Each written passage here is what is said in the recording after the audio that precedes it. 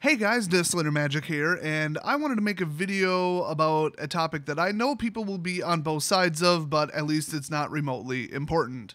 So at least if people disagree, they'll just be like, oh, whatever, somebody else thinks that way. Okay. I so know that's not how it's going to go in the comment section. But you guys may have caught on by now to the fact that I like building decks. Now, the one thing I like about building decks is you can put together all kinds of stuff and try stuff and swap stuff out until you've got like a really good end product, hopefully. In case you're saying, no, that's a dumb part of Magic, you're dumb, you're wrong. Wizards has said that. That was originally the point of the game, was to, quote, solve a puzzle and have a deck, then make it better, then try something new and swap out a concept and generally just come back with a better deck every FNM. That was the point of Magic in the first place, and it has been ruined by net decking. They have said that virtually word for word. Anyway, not news to anybody who has been on my channel for a while. So I still enjoy doing that, but I've enjoyed it a hell of a lot less lately because it's become super stressful to build decks. One, obviously, because the standard meta is a joke right now. It is toxic. There's so much you can't play. So much that's just disqualified right off the bat because, you know, you have to stop, oh, the Saheeli combo. Well, at least you did. And you have to stop the Red Rush decks now and the Energy Rush decks. And then anything else, if it can't survive 3 kill spells in the first 4 turns, then you might as well not play it. So pretty restrictive. The creativity just went out the window. Competitiveness, brewing in general, out the window. So that ruined it to a very large extent, but there's also something else. I've heard from reliable sources, but it's just about impossible to actually check on this, that there has never been this many sets legal and standard at any other time. Now, depending upon how you look at it, as far as I can tell, I think that that is a correct statement. I think it was 1, 2, 3, core set 1, 2, 3, which is 7, and there's 7 legal right now.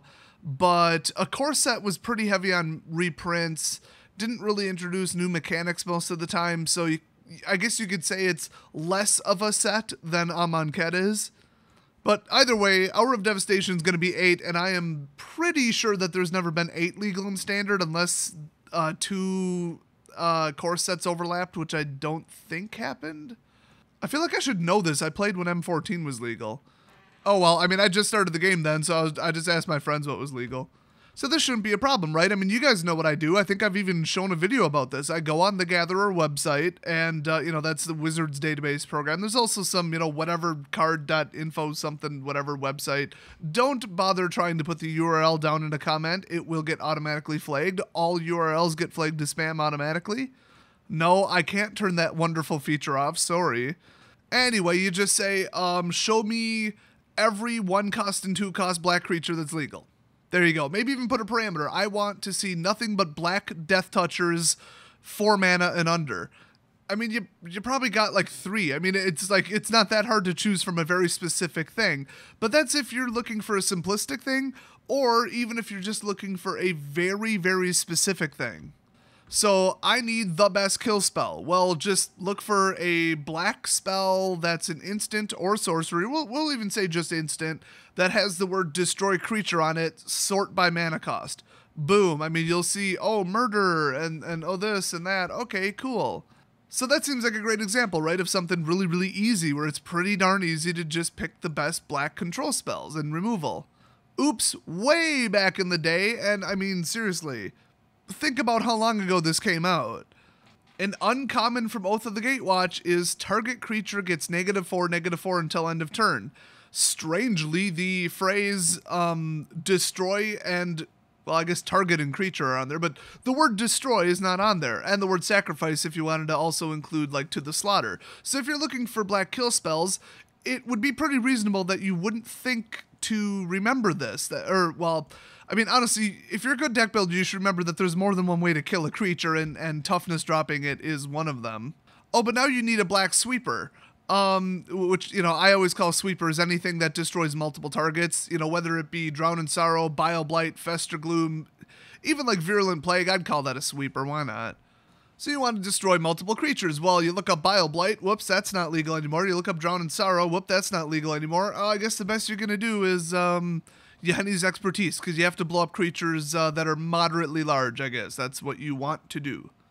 Boy, it would be so nice if there was a lower cost sweeper than Yahenni's Expertise. I mean, 4 and a sorcery, and it's not a particularly cheap card necessarily. It's not bad, but it's not great. Boy, I wish there was something that would blow up, just 2/2 zombie tokens. Well, once again, Oath of the Gatewatch, once again, sort of a black card. You know where I'm going with this. Devoid. I'm, of course, talking about Flaying Tendrils. 3-cost sorcery, double black. All creatures get -2/-2 until end of turn. And then also, if a creature would die this turn, exile it instead, even if it didn't die from that specific spell. So, first of all, it's from Oath of the Gatewatch, so it might not be exactly fresh in your memory, considering, let's see, Shadows, then Eldritch Moon, then Kaladesh, then Aether Revolt, then Amonkhet came out, and in a very short period of time, we're going to have Hour of Devastation spoilers. And then, you aren't going to find it in the search anyway, because you were searching for black spells. While it is what I would consider to be a black spell, I guess it isn't a black card, I guess you would say, because Devoid literally says, this card has no color. So you actually have to search for colorless. So then you have to think to do that, and to even think to do that, you have to think, what was the mechanic in Oath of the Gatewatch? Oh yeah, it was Devoid. I better check for that too. A lot of red and black spells get forgotten about because of Devoid, because, either people don't manually think of it, or they don't find them in the Gatherer website, or I guess you could say both. So those are some examples that specifically happen to me or people I know where they're trying to build a deck and there's just too damn many sets legal. If I only had to think back to Shadows and could ignore BFZ and OGW, not only would, actual searches on the Gatherer website take less time, especially if I'm looking for, I need creatures that are green or black and have an enter the battlefield trigger. Just think of the sheer number of creatures I have to look through, and it just takes longer to build a deck, and it opens it up to more mistakes, because there might be a slight oversight. In fact, another great example here. I want a really good ETB effect. Really good card value, really aggressive. Oh, that's right, cartouches, which, okay, if you forgot about cartouches, hello, it's from Amonkhet, I mean, come on. But the white cartouche brings out a creature, so I consider it to be a creature spell, even though it's technically an aura. But a way better example is SRAM's Expertise. It's a sorcery. It creates 3 colorless servo artifact tokens, and then you can cast a second spell from hand that has a cost 3 or less without having to pay for it. That is some value and some creature, and I guess you wouldn't say an ETB effect, but still, it could trigger a creature enters the battlefield effect, I guess you could say. And then you get a free spell off it. I mean, that's utter madness.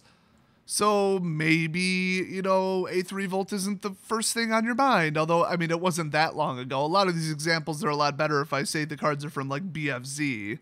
But what if you're searching for a creature that's really, really, really big or grows over time, and you're looking towards energy and counter drop, and then you forget that, that's right. I could be running, this landfall creature that gets a counter put on it when, this happens, or I could be running Retreat to Kazandu, which drops a counter on when a land enters. So you might forget, landfall actually results in some pretty darn big creatures. So this many cards being legal, I just find it to be very, very, very difficult to build a deck and design it properly. And people in my comment section have looked at my recent deck designs and said, well, why the hell aren't you running this? And I'm thinking, well, because of the wording of the card, I didn't find it in the Gatherer. And this card is an antique at this point. That card's old as hell. I'm way past that set, even though it's still legal. Now, I do agree with the one and only valid argument that people had when they said, I don't like the 6-month shorter rotation, which it technically wasn't, because we went from 3 set blocks down to 2, so they had to do something, but their something solution did result in cards being legal for less time, I guess. Anyway, the people's complaint was, I want to be able to use my dual lands longer, because lands are the most expensive part of quite a lot of decks in Standard. Mid-range to cheap decks, yes, you're going to spend all your money on the lands. So if you can keep using lands from BFZ and OGW, which, I mean, they're not that great, honestly. But even Shadows, if you could still use those for 6 months more, you saved yourself money. Everything else people were complaining about was a load of crap. It was just either cluelessness, ignorance, or selfishness. I don't consider valid any opinion based in any of those things, sorry. Oh, I want to keep my deck and play with it for 2 years. First of all, it cycles every year instead of every 6 months then, so chances are you're going to lose your deck once a year. But, oh, I want to use my deck for a year instead of whatever they said, 6 months. Great, well, that doesn't happen because new cards come out and your deck's probably not competitive anymore. Plus, you're going to have to mod your deck at the very least. I mean, at least take out 1 or 2 cards and make the deck a little bit better, so you have to spend some money. I mean, people whining that they can't play Magic for free, like, go play a different game that is free. Magic isn't free. So, while I do appreciate the lands, and I do clearly have all of the lands that are 2-color and legal pretty well memorized, or I can look them up in 5 seconds on the Gatherer, I do appreciate that because it makes more decks doable, but on the flip side, it makes 3 colors way the hell doable, and that, we can't have that. So, do I think Wizards will go back to a shorter rotation in the near future? Yes, I think they're just going to do it and stick to it, and in the same exact press release, they're going to say, hey, here's the positives that come out of it. Less powerful decks, less cards to consider. New players don't have to buy back cards as far. I mean, there's like a laundry list of like 20 different reasons that they should shorten it by 6 months. I mean, even just, you know, they'll never say this, but toxic, just garbage like Thoughtseize and Collected Company and Ugin, those are gone 6 months sooner, okay? That's worth me having to spend another $25 on a land base, okay? Hell, I'd pay $100 to have gotten Thoughtseize and Ugin out of the meta, and Coco, God, probably $200. Now, is it just me saying I don't like it right now, and that's just my opinion, and who knows, everybody's different? Maybe, but there's one thing I have to throw in. Finding patterns and commonalities and interactions in large pools of seemingly unrelated items is like my thing. Like, I have a very unnatural ability to do that. I may have mentioned this. I can just look at like a word scramble and just unscramble it at about the same speed as a computer. I don't know why. I just look at it and my brain does it. I don't even consciously try. So there's something not quite right with my brain, which, I mean, obviously we've covered that in previous videos. So pattern recognition, you know, complex, like, I don't even know what you'd call it. Basically, it's the same reason I'm really good at software programming, because I can make patterns work and design them in my head and they just appear to me and it just works. So if anybody would be not overwhelmed by a large pool of cards for deck building, it would be me, but it's too many for even me to process. I mean, just the sheer number of cards that are legal right now, it's probably probably exceeding like 2,000. Or actually, I think the closer estimate would be something like, well, if you don't count like lands and stuff, probably like 1,200 unique cards, but that's kind of a lot. I mean, however many unique cards there are, and then even filter by color and then square it, that's the total number of card interactions. And then you just kind of narrow it down from there based on mechanics and keywords. But still, that is a absurd amount of data to take in. And even with the assistance of searching algorithms, you're going to miss something. And yeah, I mean, I've done that. So I really don't like that right now. I don't like that about the standard pool. Plus, I mean, the overpowered decks, the prevalence of 3-color decks, which are just dominating because they can do everything and they're just too good and they run the best of everything. Best creature, best spell, best whatever. All of that is contributing to standard being very aggravating and unfun right now.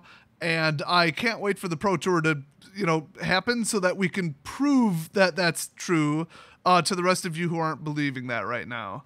There's a small group of people that have been passed around the information that, yeah, Standard's just as broken as it was for the last 2 releases. And there's other people that are like, yay, cat combo's gone, everything's fixed.